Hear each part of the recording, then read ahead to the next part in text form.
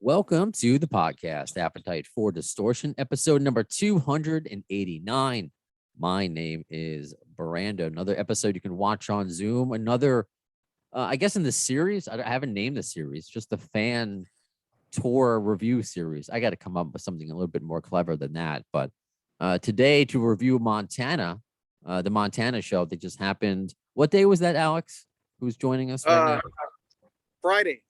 So that was the 13th. Oh yeah, Friday the 13th. Friday. So I'm glad you survived that. And as we were recording this today, I try to keep things in real time, even though it's a podcast and I don't have to. But we're recording this Tuesday, the 17th. So they already played Denver. I already have some cool things in store for Denver. Some fans volunteering and maybe the band that opened up in Denver. They agreed to come on. But as Axel always says, nothing is confirmed but his love of Taco Bell. The Velveteers should be on the podcast coming up. But today, we got Montana minus Mammoth. That's what I'm going to call the episode. Yeah. So, Alex, I can tell you're outside of a building right now. Are you like hiding from the police while you're doing this? What's going on with you? This is my work. I just came out kind of in. Because inside work, there's people in there and, oh, what's going on? And then they kind of bug you. So I just came out here on the steps. So it's, you could do an interview in there that they keep messing with you or. Sure. Oh, I get it. I'm still in my apartment in Queens. I occasionally go in to produce the Q1043 morning show, which I'm doing tomorrow. So I have a 3 a.m. wake up call tomorrow. But I mean, I'll have cats that bother me. I'll have my fiance will run in. At times it's all good, but I appreciate you taking time out of your I don't know if it's before your work day or during your work day, but regardless, before. See, look at that. That's wow, to get me to do something before work. So I appreciate you taking time to talk to GN'R. So you're from the West Coast though. You're from California, and you went to the Montana show. Yeah. Where in Cali? I'm in Menifee, which is about kind of right in between San Diego and Los Angeles. It's kind of right in the middle. Oh, okay. So how long of a flight? Is this something you normally do, I guess? You normally travel to go to shows? Sometimes. For gunsnroses, I will go to different cities, which it's kind of cooler to go because, like, if you go to they're playing here this week, I may go if I could get a ticket, but the local shows, you always, there's that guy, I don't like him. There's her, she's an idiot. So when you go to other shows, you see other cities you've never been to. You could visit places. So it's kind of cooler, I think, to go to because I would probably never go to Missoula. I don't know how to say it. Sure. I'm in New York. I barely pronounce my own name properly. So, but you're absolutely right. And it's fun that you say that because I don't know. It's not like there was a lot of people I knew when I went to MetLife. No one I really hated or anything like that. But that's still, although I'm looking around. I don't know if you're like this. Maybe this is just the way I was brought up. But sometimes you just look at somebody and you're like, I don't like them. But there was a lot of dude bro gunsnroses fans around, and I'm like, all right, just be happy. I told this I think last episode. There's 4 dude bros hugging and swaying during Patience. It was a very romantic moment between the dude bros. But it was fun to go to Hershey Park because obviously nobody I knew was going to be there. Yeah. And now I wish I could credit the listener. I can't remember who suggested it, but maybe I'll go to Baltimore. That's on a Sunday. So maybe I'll do that, but you're absolutely right. So, how long of a flight is it? I guess when did you decide to make the decision? I'm going to go to Montana and just take us through the trip there. Yeah, I think it seems like it's been almost close to 2 years since I bought the tickets, a year and a half, something like that. And then they got postponed. We got pushed back and they offered, there was a thing where you could get a refund, but the 2 Guns N' Roses other concerts, I got a refund on, but the Guns N' Roses one's got, no, I want to keep going to that. So I just kept the tickets and just waited for the rescheduled date. Even though that it was far away, it wasn't like it was around the corner for you. You're like, I'll wherever it lies. It happened to fall on a Friday, but you didn't care. You were holding on to those tickets. Yeah, it was like it was a trip. So it's kind of like a little mini trip. So it's good to get away from work. You get burnt out on work. You want to go see a concert, go to a place you've never been to before. And did you, since you wanted to get away from people, you you know. Yeah, you get burnt. You get burnt out on the work. You want to get away. You want to get away from them. Sure. And so did you go with anybody though? No, but on the flight, I always see people that travel to each show. Like my friend Margot, we actually were on the same flight to there and back. Oh, that's right. And you actually reminded me. I should thank her actually.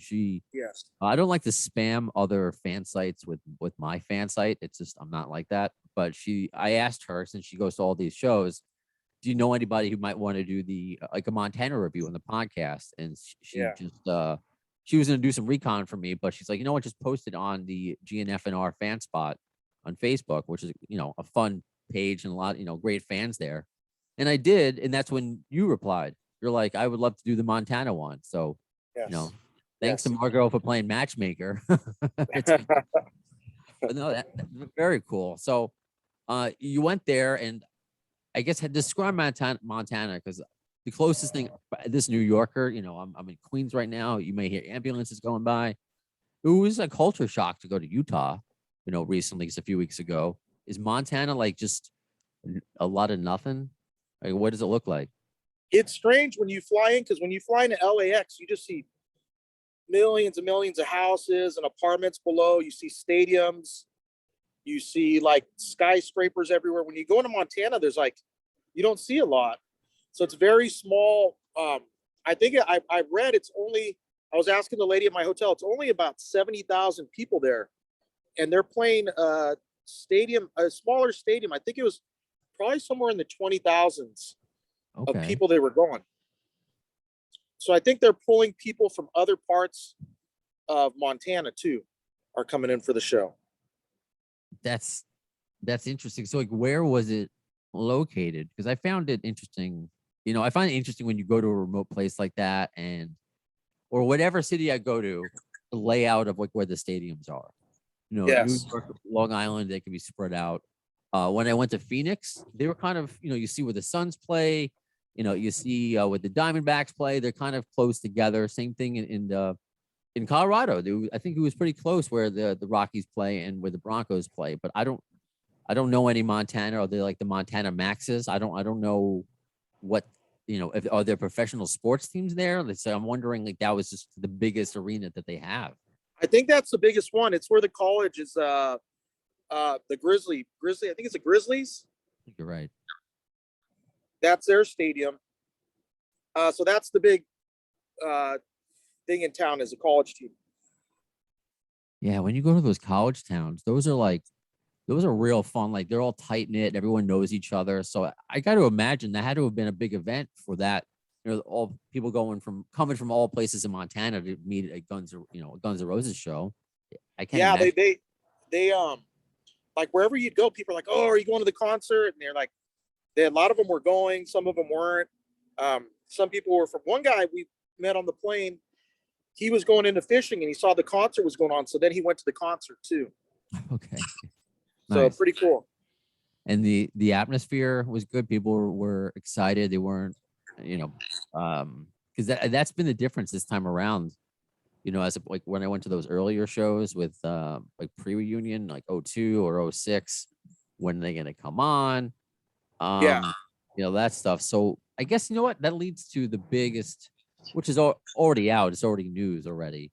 That Mammoth, there was somebody who came down with COVID on his personnel team. The band was tested. No, it all came back negative.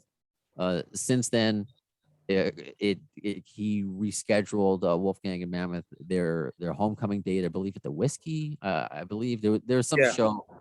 Yes, they're just postponing it. They're not canceling it, but they had to cancel Montana. So when did you find that out, and how did you find that out?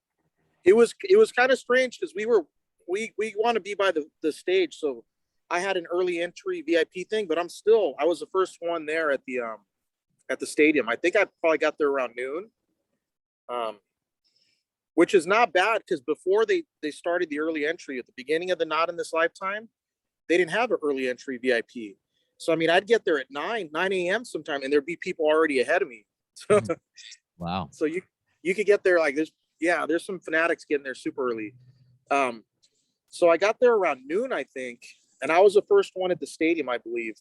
And then we're waiting all day. By the time we finally got in, you start lining up against the barricade, and a fan behind me told me that they weren't playing. I'm like, what?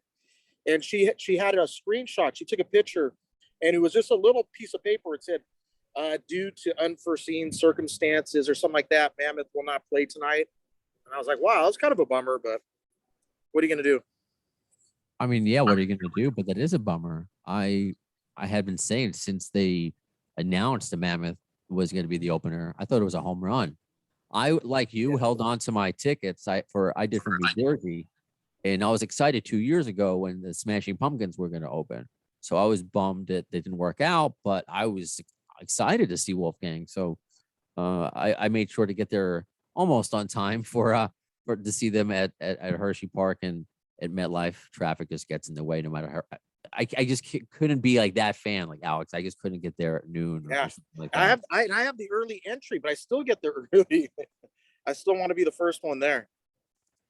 Yeah, right. Because you sent me some of your pictures, because you also went to Fenway. You like to be up front, like yeah. So I was at that one, and he did play at that. Mammoth did play at that, and they put on a good show. And if you get their album, it's excellent. It's one of the better albums I've heard this year. So there's been a lot of Guns N' Roses openers, and sometimes you go, yeah, that they're not that good, or this band's kind of boring. They're actually one of the better ones.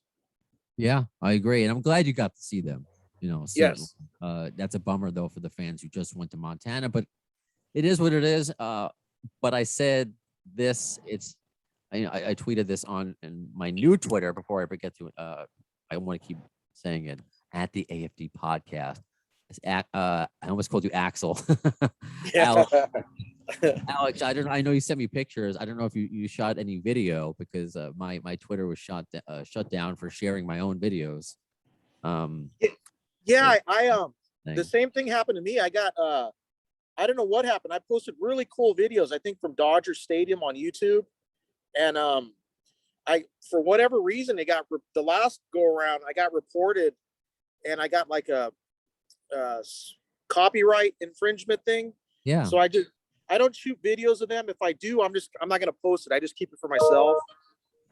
I learned my lesson. Oh, and by the way, I had to check the email. I left my email open. Okay, this is not important, because I'm looking for potentially podcast news. So I'm purposely leaving my email. So I'm gonna be like Pavlov's dog. I'm gonna be excited every time my email goes off.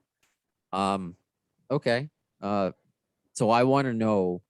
So where did you? I always ask this when you got there early, but what was the merchandise situation for you? Because that's been a big thing on this tour. Yeah, it's every show it seems like it's kind of a headache. The one thing now, it's almost part of the your ritual. You go to the show, you want to get a couple shirts or a shirt, you want to get a lithograph. And for this one, it was kind of strange because the merch truck was parked inside the venue. Then they had a gate with like the metal detectors. So you got the VIP thing, you're going in on the other side. So like, oh, we're not going to be able to buy anything. But we somehow the security guard left and they opened it. We ran over there and got our stuff, and then we got out, put it in the car. So it was kind of nice to be able to ditch it in the car. That's good. That's always been the issue with. It's why I didn't get a lithograph when I went to the what is it? The Austin City Limits Festival. I didn't want to walk, especially a festival. I didn't want to walk around with a lithograph, and I don't want to buy it after the fact. They jack up the price like it's crazy. It's like ridiculous. And they're like $500-$600 there. You're like, what? Which is why I'm grateful to have the ones that I got. Even the one which is behind my right now, my pinball. I don't even know what you call it, pinball printout thing. I have the Hawaii one that I got from Arian Bueller, the artist, but I bought it from him at a lesser price because we're cool. But I still paid money, which I probably would have paid even more money if I bought it online than just straight from the artist. I have that one. That is a cool litho. It's got the hula girl. Yeah, yes, that is a very cool one. So I rather than me spend money on a lithograph, I just decided not to buy it because I didn't want to carry it around. And it wasn't, the Texas one was okay. I'm like, you know what? If I'm going to spend money, let it have some meaning behind it, and getting it from Arian Bueller. who before I forget, because I'm going to go back to the Twitter thing, which I completely spaced on. Aaron did say, Arian, at some point he's going to come back on the podcast because he's been doing some of these newer lithos, including the Fargo one. And I'm hoping, I asked him, like, do you have like a studio where you have your, you know, your artwork set up? That would be a fun Zoom thing to do. And he's down to do it. So that's the one to look forward to because his work is incredible. And yeah, so the Twitter thing about you, I'm glad you saw Mammoth. For the fans, the local fans of Montana who didn't, I tweeted this on the new Twitter at the AFD podcast. Mammoth and Wolfgang is going to be around for a long time. They're going to be around for years. You'll get another opportunity. It sucks that you didn't get to see them this time around, but I agree with taking precaution, and there's no reason for the risk because he's so young, and you know, the band's so new. They'll come back around. So don't worry. Yeah. I just wanted to say that as I lost my thought earlier, and I found it along the line. I think I got thrown off by. I'm like, I didn't want to slip up. I'm like, I bet I'm going to call him Axel. I know that's going to happen. I just kept reading that as your name for some reason. So when you're there, and I guess now you're waiting even longer for Guns N' Roses because there's no opening act. Yeah. I guess what's that atmosphere like? Are people getting impatient? It is what it is. You know, are you moving around? What's going on? It was just kind of boring. You're just sitting there talking to other fans, but it was and it was hot. It was very hot. It was from somewhere between 90 to 95 all day. Oof. So I had a baseball cap on and I had SPF 100. I don't want to get scorched, but it kind of wears you down. There was a lot of people getting heat exhaustion during the show, and a couple fans got pulled over the barricade because I guess they collapsed. Ooh, yeah, that's not good. That's not. I mean, yeah. I hope they're okay now. I would like to think that would have made some news if, God forbid, something happened. But yeah, those outside concerts, you gotta say it's an interesting combination of staying hydrated, but you also don't want to drink a lot because that's going to make you pee and you're gonna have to go to the bathroom and lose your spot, right? Yeah. Yeah. Usually we'll, like, a lot of people that are in the front, we're kind of trained to do this. So you almost dehydrate yourself at a certain time, like around noon, 1 o'clock. I just stopped drinking. I don't eat anything. I eat kind of a pretty good sized breakfast, and I don't eat all day. I don't want to have to use, and then at the concert, it's the porta potty. So if you're midday and you got to use that after it's been there after a few hours, not a good situation. No, you're almost going to throw up just walking in there. I agree with you. Yeah. Those are bad. Those are bad. My girlfriend likes to drink, and she's always she doesn't care. She's always going to the bathroom, and she'll be like, you normally will go to the bathroom all the time when we're out. Like, how come we don't go ever at a concert? Because I know the rules. Like, I'll eat just like you. I'll eat that morning. I'll hydrate myself a little bit. Maybe I'll have a water bottle, take some sips. But yeah, I I don't want my bladder to do any work during the concert. I don't want to go anywhere if I'm parked. You know. So we're almost like trained like an animal. You're potty trained. Like, the dog doesn't use a bathroom in the house. He's got to. I know, right? Isn't it so weird? Because I normally have the bladder of like an 80-year-old man, and then but during a concert, I'm a camel. It's like, what's the deal? Well, here's the thing. Here's the thing on this tour, they took out the catwalk because the other tours I would be kind of almost by the end of it. So there's 3 or 4 people, so it's pretty easy to come in and out of. But now it's a straight stage, so there's so many people behind you. It's like if you go right before Guns N' Roses, it's going to be hard to get back to your spot. That's a good point. That is a good point. Yeah, and I have noticed they don't have the catwalk now, and that's something I'd never thought about before. When you're, you know, in GA and just that how the stage is built and protruding, it helps you go in and out. So that's certainly interesting because I always get my handicap seats. Although back in the day, I used to, you know, before I said. And I got older. I'm like, I don't want to go up front anymore. I would hold on to the railing for dear life. I did that. I did that for Velvet Revolver. I believe I said this the other day. And back then I was still a rookie when it came to concerts. And I had to go, and I just found an empty beer cup. I put it on the ground, so hopefully no one mistook it for anything and didn't put it up on a speaker.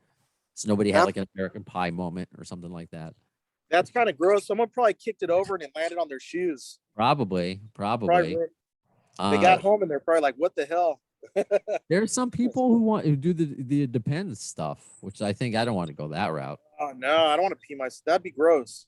I know, but At I that don't. point, you just got to give up your rail spot. You're like, no, that's too much. I always think about that at festivals when they're all day and you Oh want to get yeah. up front for the headliner. Like, what do you do to not do? Sorry, that just came out.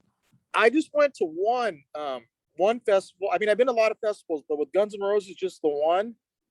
But I don't like it's not the same experience because I mean, you're gonna be there all day. There's people crowd surfing over you and they're heavy.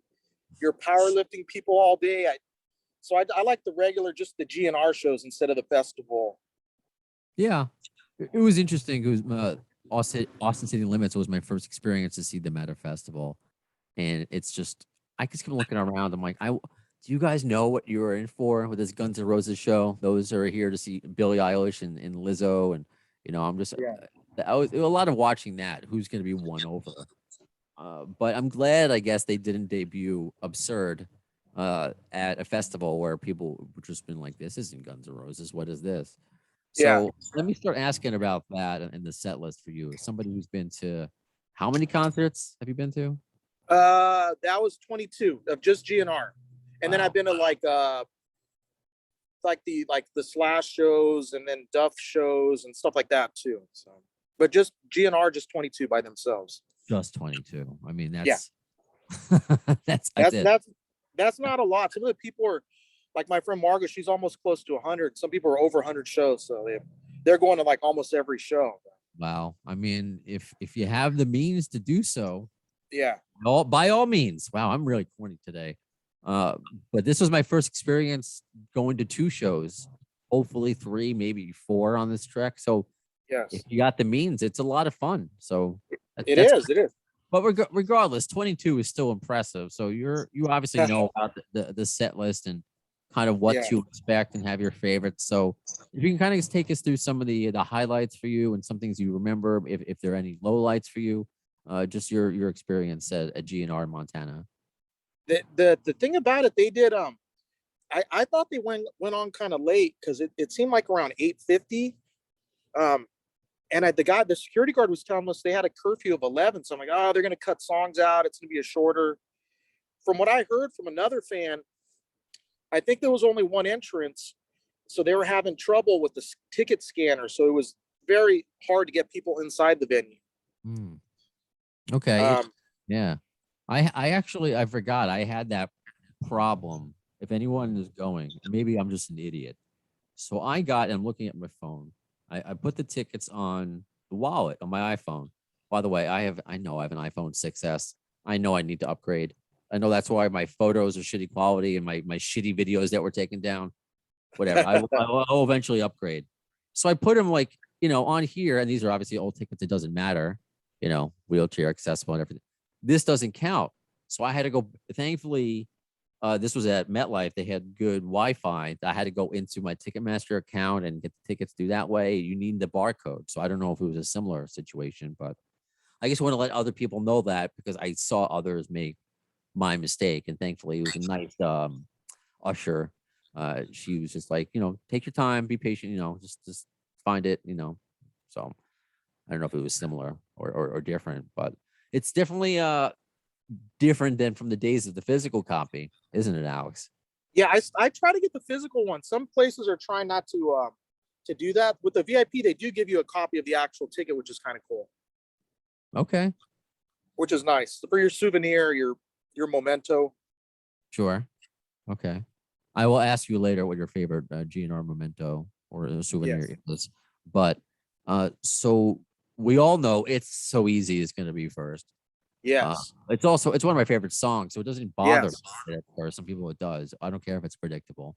But so when that happens, what are you looking forward to? What are you enjoying? And it's actually one of the better songs. And I always because I take a couple pictures, not a lot, but I always try to get the moment when Axel's like, why don't you just fuck off? And he does the finger in the air. I always try to capture that. It's hard though, because sometimes you're on the wrong side of the so that's always one part I'm trying to just take a picture of that when he does that. Nice. I like that. Do you have like a collage of all the concerts you've been to and just like different angles of middle fingers being shown? From Axel, I think I got maybe 4 of them. Okay. That's a So start. sometimes you get it and it doesn't come out. Someone's blocking you or this or that, or there's a cameraman on the stage now, which that's kind of a bummer.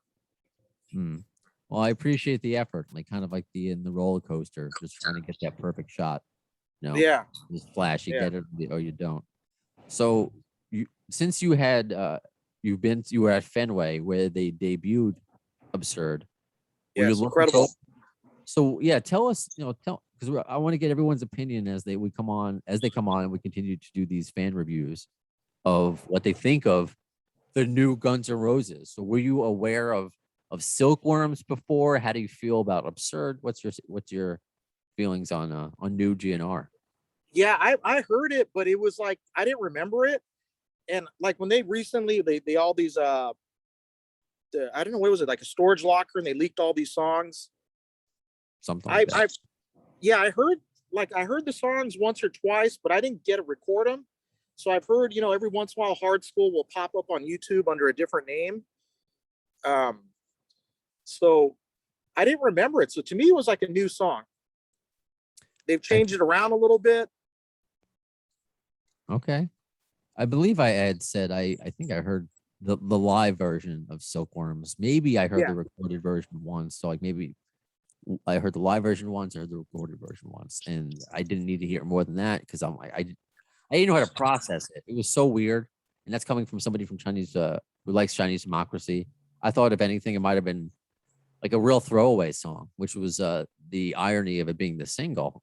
However, when I heard, I wasn't at Fenway, and I could see it the next day. I liked it instantly, and I couldn't believe that I liked it. I felt like I should have hated it, but whatever Slash did, I feel, and Axel's voice fits it, live. It's just I dig it. So you're obviously a fan. I like the song a lot, and when you see it in concert, it's cool. They have they have the video playing, and it's got like a Medusa character in the background. And I know I like the song a lot. It's kind of like a punk rock song. I think it's a good first single. Hopefully there's a full album to come out after that. The song is very, if you go on the fan spot, it's very decisive song. What I mean is like half the fans really hate it and half of them love it. I like it. I dig it. It's a great song. I think if you look, you find more fans that like it that don't. Yeah. And I feel that's such a success because they have to know that it's a real jarring first single. Like it's so different, especially if you've never heard Silkworms before. There are still people who've never heard Chinese Democracy. That to them, that's not Guns N' Roses. And that's something else I really look around and see when I go to Guns N' Roses shows. It's not just like people, you and I, Alex, the real diehards, but the people who are there just to sing "Welcome to the Jungle" and "Sweet Child of Mine." How do they see Guns N' Roses? What, they're just reliving their nostalgia, and they're all having a great time. But so they see. I think Absurd is getting the right amount of praise because I think people would be lying. Like, how can everybody like that song? It's not meant for that. But it's very cool that the Medusa thing, they put it up on their Facebook, on their YouTube. That's their I guess official video. And I have to imagine that was Slash's idea, given like how, gross looking and that thing is. That looks like something that would be on his Instagram, right? Yeah, like he puts it on. I can't put anything on my Instagram or I'll get a warning. But man, he puts a lot of pretty cool stuff on there. Good for him. Yes, he does. It's like, why am I seeing boobs on my Instagram? Oh, that's Slash. Okay. Yeah.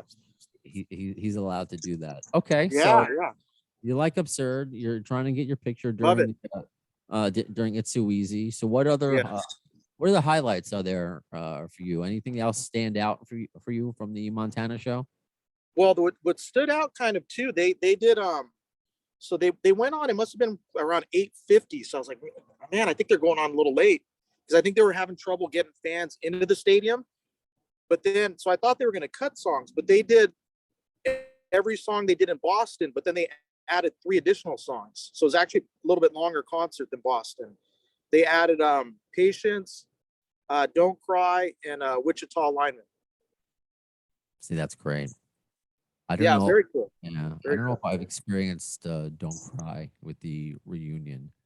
And I tweeted this also, new Twitter at the AFD podcast, that I hope Wichita Lineman ends up on the album. I really do. I think they do that so well. It takes me back to like the GN'R Lies version of Guns N' Roses, where it's stripped down rock and roll. And it made me go back and like the Glenn Campbell version of it. You know, I always knew of Glenn Campbell, but just like with the spaghetti incident, their cover made me go back. And yeah, I like the original. So that's just me. How do they perform it? Because I think he sounds great whenever I ever heard it. See, I liked it, but see, it was one of those songs where I've seen it a lot, and then I'm like, I don't care if they play it. But I was on. Usually, I'm on the, I guess, stage right on Slash's side. But this time the sun was kind of there when it came in. And my friends were on the left side, so I went to the left, which I guess is the Duff side. So it's kind of a different vantage point. It seemed like Axl was there more, because there's no catwalk, but it's almost like a different vantage point of the show when you're on the other side of the stage. So I did like it. I did like the song a lot. I think they performed it really well. Where it was kind of getting like, I don't want to hear it again, but I did like it this time when they performed it. Okay. They didn't do it in Boston, so that was a good add-on. See, that's good too. That was a thought of when I knew I was going to go to these 2 Guns N' Roses shows. Or am I going to see the same exact set list? And I didn't. You know, there's the foundation that's there, but I think these, especially with a new song, I'm not going to complain at all right now about it. Is there anything, because I want to keep it always honest, is there anything that maybe you didn't like, maybe that you changed?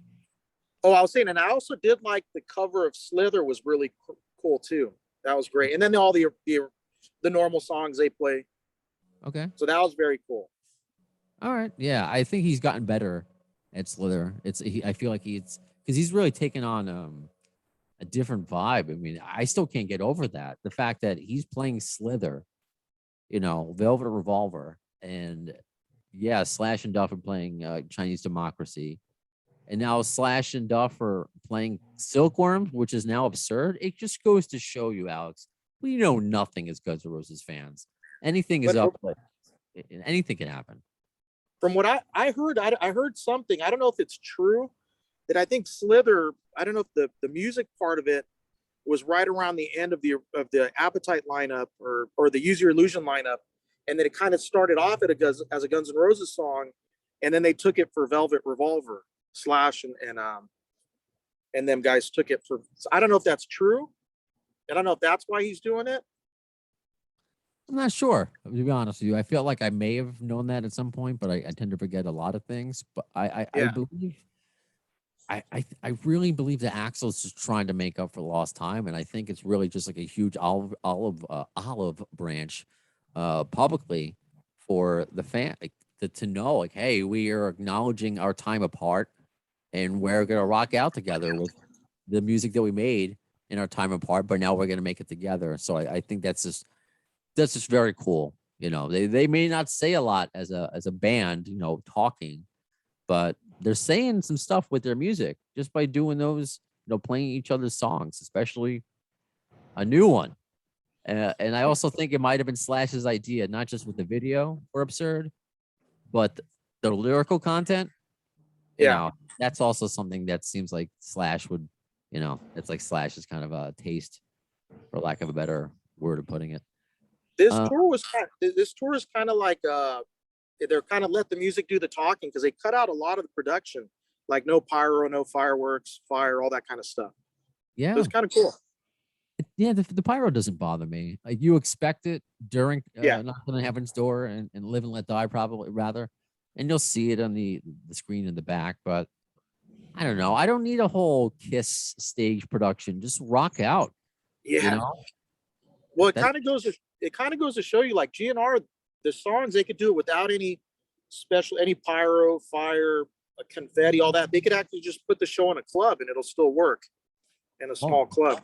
Totally. What I would love to see them do, Alex, and I know you would buy several tickets to this tour if they ever did it, but something like they did, or the Foo Fighters did, I don't know, could be like, it was years ago where they had like an acoustic set in the middle of their concert. Yeah, Like that would be really cool. I that's like something I would love to see Guns N' Roses do. I think that would be really special. That would be really cool. So speaking of special, I always ask this to all the GNR fans. Oh, wait. Okay, go ahead. I forgot to tell you because you said there's songs I didn't like. Okay. I'm kind of tired of Better because I guess since 2012, I've seen 22 shows, but 18 of them were after 2012 and onward. So I've seen Better like at every show. So I'm kind of a little tired of that. It's a great song. So I'm kind of tired of Better, and then You're Crazy. They played kind of a weird version. It's kind of like almost like a hybrid. It's not the version on Lies, the acoustic, and it's not the fast version on Appetite. So I saw it in Boston, but then I was like, I'd heard it once. I don't want to hear it again. So okay. If You're Crazy. That's fine. I mean, that's his personal taste. I mean, while I also like Better, and it gives a chance for Melissa to shine a little bit with her vocals. Yeah, there are other Chinese Democracy songs that I've yet to experience live, and I really, really want to hear. Although, I mean, if they were to play like Shackler's Revenge, I don't know. I feel like I would want to see that with Buckethead, and then see Slash. I mean, I don't know. I think that would be weird to see. But yeah, I think Slash. That'd be an awesome song to add. Or I'd like to hear Madagascar again, or Street of Dreams would be good too. 100%. I want to see There Was a Time. I want to see The Prostitute. So there's just a lot of great Chinese Democracy material that could be added into the rotation. They don't always have to keep Better, so I hear you. I think also it goes back to what I said before about like the generic Guns N' Roses fan, that they say they might not have heard Better yet, even though it's been out for how many years now. They still aren't familiar with Chinese Democracy, and I think he's just trying to hammer it home, like all the people who are seeing GNR for the first time since the 90s or something like that. I don't know. I'm just thinking as a strategist, like, what would you kind of, why you have like your foundation of your set list. And I think it's like radio. You want to create your mass appeal, because they call it the masses for a reason. And then you can get kind of fun to appease us GNR nerds with some of the deeper cuts. I think that's just the way it goes, where a business or a band kind of runs, unless they go completely off the grid. The girl next to me actually, she when Better came on, she's like, I don't know this song. I'm like, oh, it's on Chinese Democracy. So maybe she'll go pick that album up. Hopefully. That's the point. That's exactly it. I'm looking around at the dude bros that I saw at MetLife Stadium. They weren't hugging during Better. They were hugging during Patience and knocking on heaven's door. They know the radio. It's the truth. I know. There was the radio hits. So yeah. But I still, it's whatever it is, it's promoting Chinese Democracy. So if you switched out Better for, IRS or something like that. Yeah. That'd be interesting. Cool, man. So where would you rank, I guess, this show of the 22 that you've seen? They're all great. I mean, that's a cool thing. If you go to a different city, you've never been there, you may never go back again, but it's like, it's being there with people, you go visit places, you go to record stores, and it's just a neat experience. Yeah, that's a unique experience. It is. Yeah, you're absolutely right. To do that, it's because you can see them in LA all the time. Like I've seen them in MetLife more than once already. I was kind of bummed that they didn't play at Yankee Stadium or Citi Field. I really would like to see a concert there. Yeah. But yeah, you're right. It's the experience, which is why I was bummed to not see them at Wrigley Field, but at least I got to see them in Hershey Park, which was, I don't know. Hershey Park is not the same as Wrigley, the legendary Wrigley Field, but I got an experience regardless. But that one had it didn't have like an amusement park behind it or something. I saw in pictures it was like a Ferris wheel or something. No, yeah, I mean it's Hershey Park amusement park. If we wanted to spend all weekend there, I could have done the roller coasters and GNR. But that also kind of made it a mess with parking, especially for me, who's is handicapped. It's like I get there, and I get in there showtime. I forgive me if I said this on the Hershey Park review, and one of the ushers letting all the cars in, and wow, I felt like I was in Manhattan, how slow the traffic was to get into Hershey Park. He kind of gives me a look. He's like, handicap's been taking up for 2 hours already. Uh, Oh, well, fuck me, right? What am I supposed to do? So I keep kind of going slow. I'm asking each attendant, and they're like, oh, well, maybe you can go further down, closer, closer. So, I mean, I got close-ish. I still had to take a tram over there, like a train. yeah. But it was kind of annoying. I was able to do it, but yeah, it's so it was an experience. I'll never forget it though, Alex. Yeah. So let me ask, out of all your experiences, GNR experiences and places you've been, and I'm sure things you've collected, I asked Yes. this for GNR fans. Do you have a favorite piece of Guns N' Roses memorabilia? Oh, look, we're gonna do show and tell. What do we got here? This is probably my favorite. It's just I don't know if you can see it. It's Axl's pick. I do, a black pick with Axl written in red It's script. got the logo on the back. It's Axl. Yeah. So that one's kind of cool because we were waiting after a show, seeing if we could meet him. And when you wait for him, you wait for hours. He's the last one to leave, and he got out and we saw him. He got on the bus, and we're like, yeah, it's kind of cool just to see him like out of the show like that. And the bus was pulling away, and we were still excited. And it stopped, and one of his crew members, opened the door, and she handed us some picks. I was like, oh, that's cool. I didn't even know he had a pick. Right? Yeah, because he just plays the one song. He's not even. Has he done that concert though lately? I don't think he's doing it anymore. He's not doing the guitar on that song, on the dead horse. That's got to be pretty rare and pretty special. I hope Axl was in the limo, being like, "Give this to Alex. Give this to that guy." I kind of think maybe he said, "Oh, I don't want to meet these guys. Like, let's just get out of here. Give him these picks." So it came from him. That's what I hope. Who's to say? I don't know. So that's cool. Right on. I And appreciate. then another fan. So okay, another fan gave me. I got a Slash. I've never had a. I've been to. I think Slash, because he was in some of the Guns N' Roses shows. He was not there.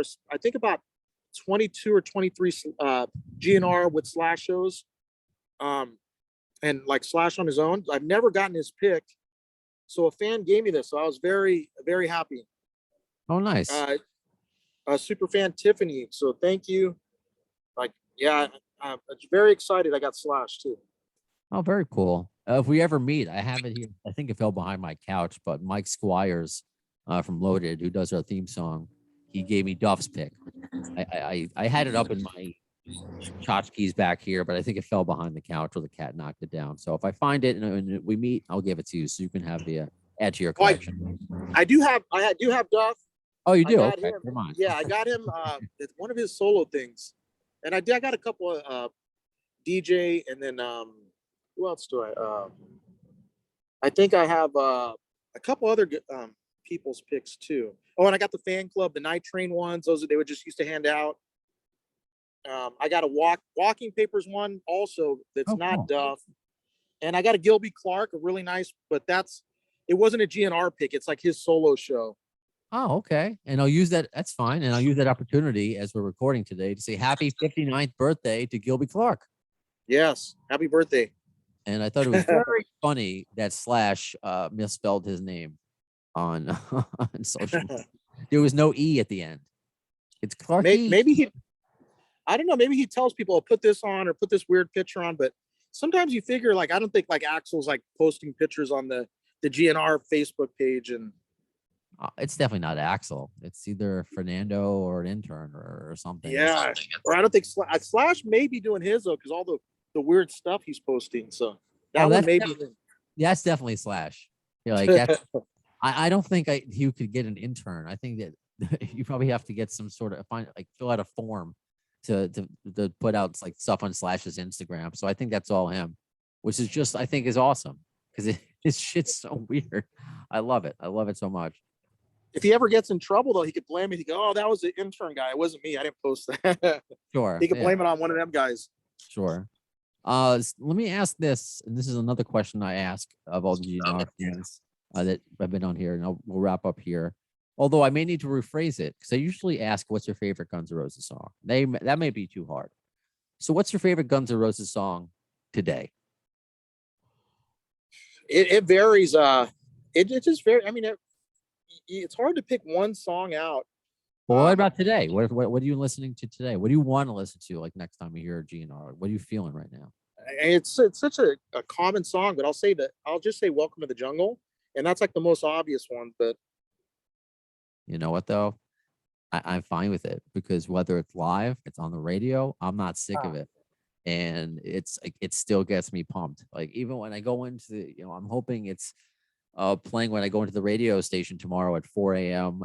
Because it still gets me hyped. There are ones I get, yeah, radio wise, Live and Let Die, Knock on Heaven's Door, I can live without on the radio. But Welcome to the Jungle, I don't get burned out from it. but So. in concert, those songs are great though. Like you see "Live and Let Die" is like one of the highlights, like the way people get into it, knocking on heaven's door.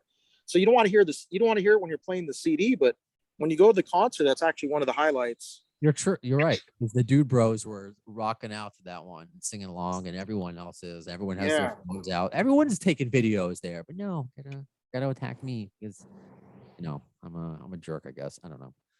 I don't want to go too deep down that well. So anyway, Alex, this was a lot of fun. Thank you for doing this. Thank you for going. Thank you.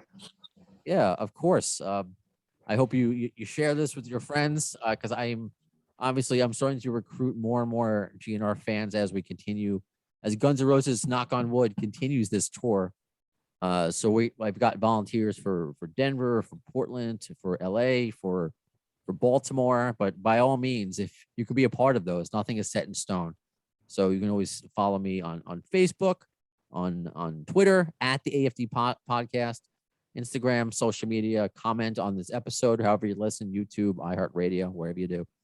So Alex, thanks again so much. As far as the next episode, you got it, buddy. Next episode, next guest, next review. When are you going to see it? Well, in the words of Axl Rose concerning Chinese democracy, you'll see it. I don't know if soon is the word.